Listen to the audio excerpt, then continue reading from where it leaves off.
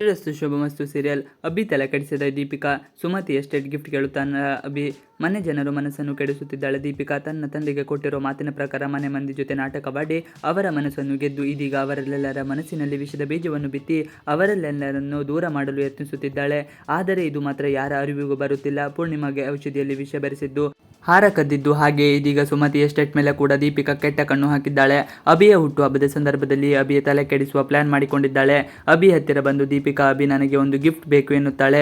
ಅದಕ್ಕೆ ಅಭಿ, ನಿನಗೆ ಏನು ಗಿಫ್ಟ್ ಬೇಕು ಕೇಳು ಎಂದು ಹೇಳುತ್ತಾನೆ. ಆಗ ಆಕೆ ನಂದಿಗಿರಿಯಲ್ಲಿರುವ ಸುಮತಿ ಎಸ್ಟೇಟ್ ನನಗೆ ಗಿಫ್ಟ್ ಆಗಿ ಬೇಕು ಎಂದು ಕೇಳುತ್ತಾಳೆ.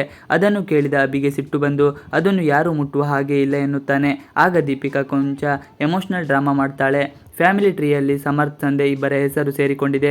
ಮುಂದೊಂದು ದಿನ ಅವರಿಬ್ಬರು ಆಸ್ತಿಯಲ್ಲಿ ಪಾಲು ಕೇಳಲ್ಲ ಎನ್ನುವುದೆಲ್ಲ ಯಾವ ಗ್ಯಾರಂಟಿಯೂ ಇಲ್ಲ. ಆಗ ಅವರು ಈ ಎಸ್ಟೇಟ್ನಲ್ಲಿ ಕೂಡ ಪಾಲು ಕೇಳಿದರೆ ನೀವೇನು ಮಾಡುತ್ತೀರಾ ಎಂದಾಗ ಅಭಿ ಕೋಪದಲ್ಲಿ ಕುಸಿದು ಕುಳಿತುಕೊಳ್ಳುತ್ತಾನೆ.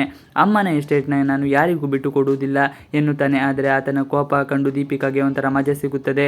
ಮನಸ್ಸುಗಳನ್ನು ಒಡೆಯುತ್ತಿರುವ ದೀಪಿಕಾ, ಮನೆ ಇಬ್ಬಾಗ ಆಗಬೇಕು, ಛಿದ್ರ ಆಗಿ ಹೋಗಬೇಕು. ತನ್ನ ತಂದೆಯ ಕನಸನ್ನು ನಾನು ನನಸು ಮಾಡುತ್ತೇನೆ, ಅದಕ್ಕೆ ಈ ಮನೆಯವರನ್ನು ಚೆನ್ನಾಗಿ ಆಟ ಆಡಿಸುತ್ತೇನೆ ಎಂದು ಯೋಚನೆ ಮಾಡುತ್ತಾಳೆ.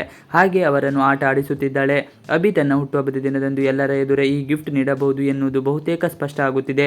ತನ್ನ ತಮ್ಮನ ಹುಟ್ಟುಹಬ್ಬದ ದಿನ ಆತನಿಗೆ ಪ್ರಾಜೆಕ್ಟ್ ಒಂದನ್ನು ಕೊಡೋಣ ಎಂದು ಅಭಿ ಹಾಗೂ ಪೂರ್ಣಿಮಾ ಮಾತನಾಡಿಕೊಂಡು ಇರುತ್ತಾರೆ.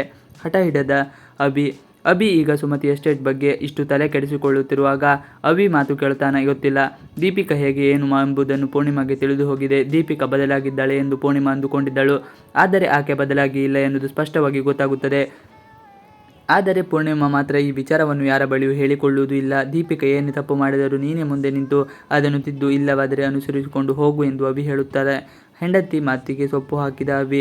ಸಮರ್ಥ್ ಅಷ್ಟು ಸ್ಪಷ್ಟವಾಗಿ ಅಭಿ ಬಳಿ ಹೇಳಿರುತ್ತಾನೆ, ನನ್ನ ಅಮ್ಮನನ್ನು ಚೆನ್ನಾಗಿ ನೋಡಿಕೋ, ನನಗೆ ನಿನ್ನ ಆಸ್ತಿ ಯಾವುದು ಬೇಡ, ದಯಮಾಡಿ ಆ ಒಂದು ಕೆಲಸ ಮಾಡು, ನಾನು ನಿನ್ನ ಜೊತೆ ಒಂದೊಂದೇ ಕೇಳಿಕೊಳ್ಳುವುದು ಎಂದು ಹೇಳಿರುತ್ತಾನೆ. ಆದರೂ ಕೂಡ ಸಮರ್ಥ್ ಮೇಲೆ ಬಹಳ ಅನುಮಾನ. ಅಭಿಗೆ ತಪ್ಪಿ ಆಸ್ತಿಯಲ್ಲೂ ಪಾಲಿ ಕೇಳಿಬಿಟ್ಟರೆ ಎನ್ನುವ ಭಯ ಕಾಡುತ್ತದೆ. ಕೊನೆಗೂ ದೀಪಿಕಾ ಮಾತು ಕೇಳಿ ಏನೆಲ್ಲ ರಾದಂತ ಮಾಡುತ್ತಾನೆ ಎಂಬುದನ್ನು ಕಾದು ನೋಡಬೇಕಾಗಿದೆ. ಇವಿಷ್ಟು ಇವತ್ತಿನ ವಿಡಿಯೋ. ಈ ವಿಡಿಯೋ ಇಷ್ಟ ಆದರೆ please like, share and subscribe ಮಾಡಿ. Thanks for watching video. ನೀವೇನು ನಮ್ಮ ಯೂಟ್ಯೂಬ್ ಚಾನಲ್ಗೆ ಸಬ್ಸ್ಕ್ರೈಬ್ ಆಗಿಲ್ಲ ಅಂದರೆ ಬೇಗ ಸಬ್ಸ್ಕ್ರೈಬ್ ಮಾಡಿಕೊಳ್ಳಿ. ನಾವು ಹಾಕುವಂಥ ಎಲ್ಲ ವಿಡಿಯೋಗಳು ನಿಮಗೆ ನೋಟಿಫಿಕೇಶನ್ ಮುಖಾಂತರ ದೊರೆಯುತ್ತದೆ.